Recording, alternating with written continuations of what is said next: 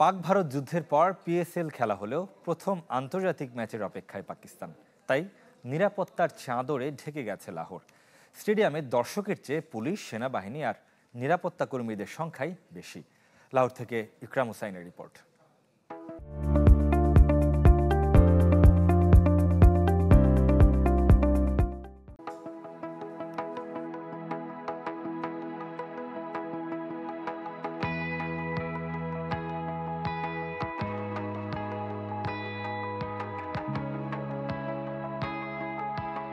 লাহোরের Gaddafi stadium ঘিরে নজিরবিহীন নিরাপত্তা ব্যবস্থা, সেনাবাহিনী, পুলিশ সহ অন্যান্য বাহিনীর ব্যাপক উপস্থিতি।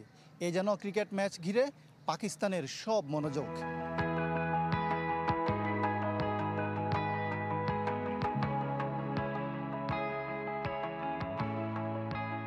বাংলাদেশ ও পাকিস্তান দুই দলই টি-20-তে বাজে সময় ভুলতে চায়।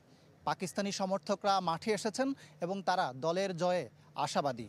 বাংলাদেশে কোনো সমর্থক গাদ্দাফি স্টেডিয়ামে চোখে পড়েনি।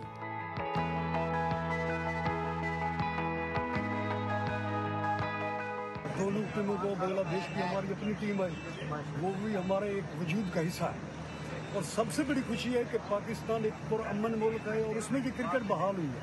हमारा ब्रदर इस्लामी मुल्क है और एक अच्छी सीरीज होनी चाहिए और दोनों इंशाल्लाह बड़ी उम्मीद है कि अच्छा खेलेंगे और जो भी जीते दोनों हमारे मुल्क हैं।